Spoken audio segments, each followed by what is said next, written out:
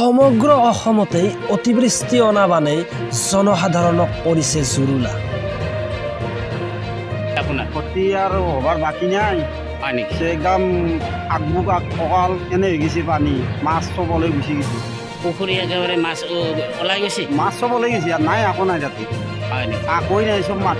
তোলপাৰ কৰিছে গাঁও অঞ্চলকে ধৰি নগৰ মহানগৰ, বাদ পৰি নাথাকিল কোনেও।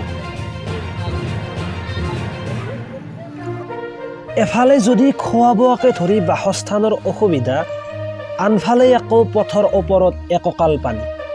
কেনেকৈ কৰিব যাতায়ত? মুঠতে জনসাধাৰণক হাবুডুবু খুৱাইছে অতিবৃষ্টি অনা বানে। হঠাৎ পানীটো হৈছে, আমাৰ যথেষ্ট কষ্ট হৈছে। অলপ চৰকাৰে আমাৰ ফালে চালে, আমাৰ যিহেতু চৰকাৰ অলপ বিবেচনা কৰিলে ভাল লাগে। চব মানুহক ৰন্ধা বঢ়াৰ ক্ষেত্ৰত বহুত অসুবিধা হৈছে। চিলিণ্ডাৰ নাই, গেছ চিলিণ্ডাৰ আনিব পৰা ৰাস্তাও নাই, গাড়ী মটৰ নাই, যাব নোৱাৰে ৰাস্তা পদূলি যিহেতু বিপদত পৰিছে মানুহখিনি। অলপ চৰকাৰে সাহায্য কৰিলে ভাল লাগে, গৰীব মানুহ যিহেতুকে আমি। এতিয়া আমি আপোনালোকক দেখুৱাবলৈ লৈছোঁ নলবাৰীৰ বানাক্ৰান্তৰ নাজল নাথল অৱস্থা।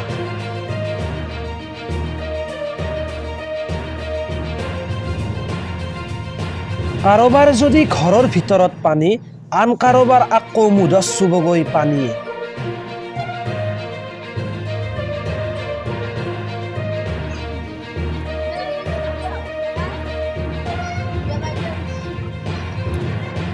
যিহেতু নলবাৰীৰ দক্ষিণ পূব অঞ্চলৰ লোকসকল মীন পালনৰ লগত জড়িত, সকলো মীন পালকৰ পুখুৰীৰ পাৰ ভাঙি মাছৰ উন্মুক্ত বিচৰণ।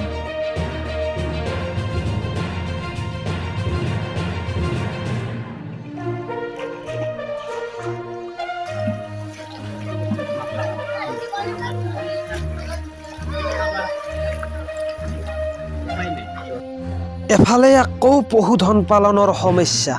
পশুধন পালেগৈ দলঙৰ পশুধন এইবিলাক কেনেকুৱা কণ্ডিশ্যনত আছে। এইখন এখন দলং হয় আৰু এই দলঙৰ ওপৰতে তেওঁলোকৰ এই পশুবিলাকৰ যি খাদ্যবস্তু আৰু এই এনেদৰে বান্ধিছে। এই ক্ষেত্ৰত আমি আমাৰ মাজত এজন কৃষক আছে, কেনেকুৱা অসুবিধা হৈছে এই পানীৰ ক্ষেত্ৰত আপুনি ভালদৰে অলপ কওক। ছাৰ আৰু কি ক'ম, খাল চাল চব গৈছে। খেতিটো গেলে খালো এতিয়া গৰু চৰু হাহাকাৰ, সিমান এটা হেৰি নাই। মুঠতে জনসাধাৰণৰ পানীত হাঁহ নচৰা অৱস্থা। এই ক্ষেত্ৰত আছাম স্পটৰ সংবাদদাতা আলতাফ হুছেইনে দক্ষিণ পূব অঞ্চলৰ বানাক্ৰান্তক লৈ এক প্ৰতিবেদন যুগুত কৰিছে। চাওক এক প্ৰতিবেদন। হয় নজমান, মই বৰ্তমান উপস্থিত আছোঁ নলবাৰী জিলাৰ পশ্চিম খাটাৰ কালাকুছি গাঁৱত। আজি এই অতিবৃষ্টিৰ ফলত যে ইয়াত এই যি বানৰ কৃত্ৰিম বানৰ পৰিৱেশ এটা সৃষ্টি হৈছে দেখি আছে, যে এই অঞ্চলত বানে কেনেকুৱা মানুহক জুৰুলা অৱস্থাৰ সৃষ্টি কৰিছে।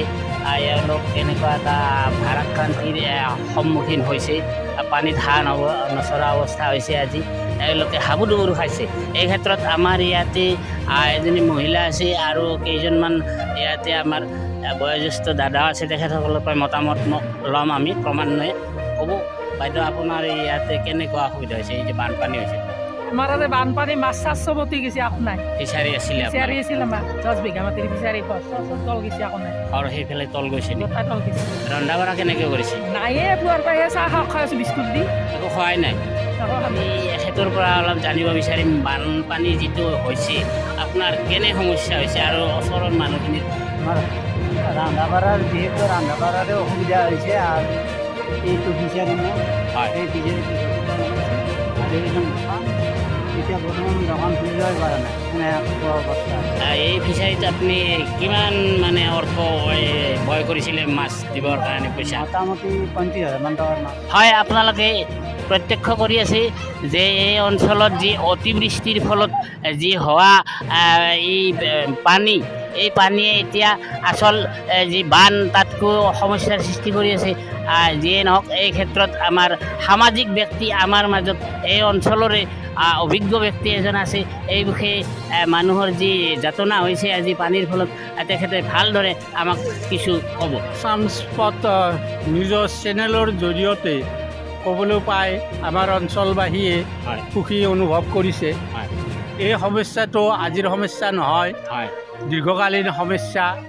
ইয়াৰ সমস্যাৰ মূল কাৰণবোৰ বিশ্লেষণ কৰিবলৈ গ'লে বহুখিনি ক'বলগীয়া থাকে, তথাপি মই আংশিকভাৱে বুজোৱাৰ চেষ্টা এটা কৰিম।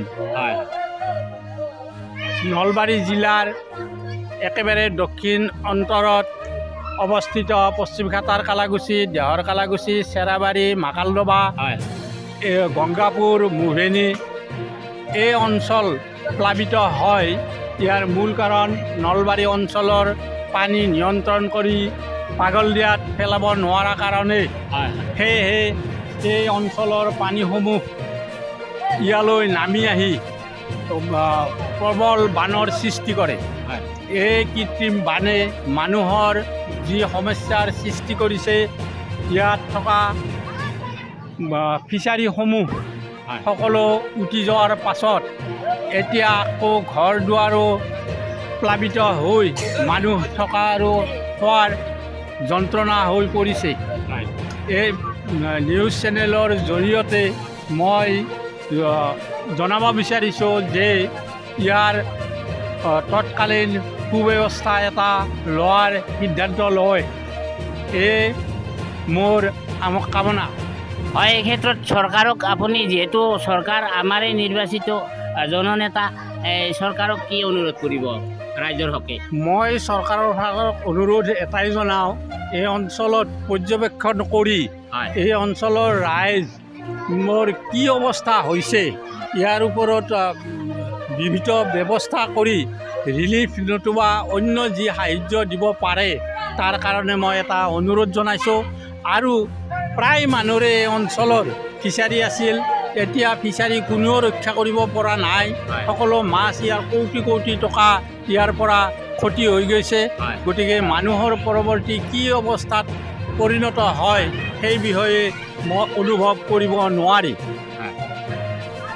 ইতিমধ্যে তেখেতে আমাক সুন্দৰভাৱে বিৱৰি ক'লে। তেখেত এজন আমাৰ সামাজিক ব্যক্তি হয়, তেখেতে অভিজ্ঞ ব্যক্তি। তেখেতে ক'লে যে জান জুৰিবোৰ নিষ্কাশন কৰি যদি খনন কৰি ভালকৈ ইয়াক পানী সোঁত কাৰেণ্ট মানে বব পৰাকৈ ভালকৈ ব্যৱস্থা কৰি দিয়ে চৰকাৰে, তেতিয়াহ'লে ৰাইজখিনি অলপ পৰিত্ৰাণ পাব পাৰে ভৱিষ্যতে এই পানীৰ পৰা। আৰু তেখেতে কৈছে যে বিভাগীয় যি কৰ্তৃপক্ষ আছে এই ক্ষেত্ৰত তেখেতসকলে নিজাববীয়াকৈ ইয়াত নামি পৰি পৰ্যবেক্ষণ কৰি ইয়াৰ খতিয়ান এটা দিবলৈ ব্যৱস্থা কৰিব লাগে আৰু ৰিলিফ আদিৰ যোগান ধৰিলে তেখেতে ভাল হয় বুলি আমাক জনাইছে। আমাৰ এই পানীটোৰ কাৰণে বহুত অসুবিধা হৈছে। হয় সকলোৰে গেছ চিলিণ্ডাৰবিলাকো শেষ হৈ গৈছে আৰু ৰন্ধা বঢ়াত বহুত কষ্ট হৈছে। পাকঘৰবিলাক চবৰে তাৰমানে সকলোৰে সেই ডুব গৈছে পানীত, হয় ৰন্ধা বঢ়াটো কৰিব পৰা নাই, বহুত দিগদাৰ হৈছে। পৰিয়ালৰ চব এটা পৰিয়ালত তাৰমানে 5টামান পৰিয়াল তাৰমানে থাকি খোৱা ব্যৱস্থা কৰিব লগা হৈছে। প্ৰায় যৌথ পৰিয়ালৰ নিচিনাকৈ আছে। সেনেকুৱা হৈছে। কিছুমানৰ ঘৰ তল গোটেইকেইটা ঘৰে, কিছুমানৰ এটা দুটা হৈছে, কিছুমানৰ গোটেইকেইটাই ডুব গৈছে। হয় এতিয়া আপোনালোকৰ যিহেতু ফিচাৰী এইবিলাক যি এটা জলমগ্ন অৱস্থা হৈ ইতিমধ্যে মাছবিলাক ওলাই গ'ল, এই ক্ষেত্ৰত আপোনালোকৰ অন্য ধৰণৰ আৰু কিবা উপায় আছে নেকি উপাৰ্জন? উপাৰ্জন মানে এতিয়া গাড়ী এখন আছিল, কিন্তু গাড়ীবিলাকৰ ঘৰে ঘৰে গাড়ীও আছে, কিন্তু গাড়ীবিলাকৰ যাতায়াত ব্যৱস্থা চব পানীৰে ভৰপূৰ হৈ যোৱাৰ কাৰণে যাতায়াত ব্যৱস্থাটো নোহোৱা হৈ গৈছে, ভাড়া নোপোৱা হৈছে। এতিয়া চলাৰ অসুবিধাই হৈছে, বজাৰ পাতিৰো অসুবিধা হৈছে, পইচা পাতিৰ বহুত অসুবিধা হৈ পৰিছে। হয় সুন্দৰকৈ আমাৰ এওঁ যিহেতু ক'লে, এওঁ শিক্ষিত মহিলা ধুনীয়াকৈ কৈছে যে দুই এখন গাড়ীও আছে এওঁলোকৰে কাৰোবাৰ, কিন্তু যোগাযোগ বিচ্ছিন্নতাৰ কাৰণে ৰাস্তাদি চলিব নোৱাৰা অৱস্থাৰ কাৰণে আজি গাড়ী চলাই যিটো এটা উপাৰ্জন হয় সেইটোৰ পৰাও তেওঁলোক বঞ্চিত আছে। আৰু এই ক্ষেত্ৰত আমি লগ পাইছোঁ আমাৰ মাজত এজন এই ক্ষেত্ৰত আমাক বিৱৰি ক'ব, আমাৰ বয়োবৃদ্ধ মানুহ আছে। আমাৰ এই অঞ্চলত তাৰমানে পানী খুব জুলুম দিছে, গতিকে এই পানী চৰকাৰে যদি চৰকাৰ যদি অলপ সুবিধা দিয়ে বা অলপ সহায় কৰে তেতিয়াহ'লে আমি ভাল পাওঁ, কাৰণ আমাৰ ইয়াতে বহুত পানী হৈ গৈছে। কাৰণ মানুহৰ বহুত ৰন্ধা বঢ়া খোৱা লোৱা বহু ইত্যাদি মানে জুলুম হৈছে। গতিকে আপোনালোকে যদি চৰকাৰে আমাক অলপ সহায় নকৰে তেতিয়াহ'লে আমি আমাৰ থকাটো অলপ মানে অসুবিধাই পাই আছোঁ। কাৰণ গাড়ী মটৰ বহুত আহিছিল আমাৰ এই অঞ্চলত, কিন্তু এতিয়া প্ৰায় গাড়ী ৰাস্তাতে আছে, প্ৰায় মানুহ মানে ৰাস্তাতে মানে চলি আছে। এয়া আপোনালোকে প্ৰত্যক্ষ কৰিলে নলবাৰীৰ কালাগুছিৰ বানাক্ৰান্তৰ নাজল নাথল অৱস্থা। জনসাধাৰণে খোৱা বোৱাকে ধৰি বাসস্থানৰ অসুবিধাৰ সন্মুখীন হয়। মুঠতে জনসাধাৰণ চলিব নোৱাৰা পৰিস্থিতিৰ সৃষ্টি কৰিছে এই বানে। জনসাধাৰণে চৰকাৰৰ পৰা ৰিলিফ পাব বুলি আশাবাদী। প্ৰকৃতিৰ এই ৰুদ্ৰৰূপ ক্ষান্ত হওক। এয়া আছিল আজিৰ খবৰ। বাকী আপোনালোকে আমাৰ চেনেলৰ ভিডিঅ'ৰ আপডেটসমূহ আগতীয়াকৈ পাবলৈ আমাৰ চেনেলটোক ছাবস্ক্ৰাইব কৰি লওক। বিদায় লৈছোঁ, ধন্যবাদ।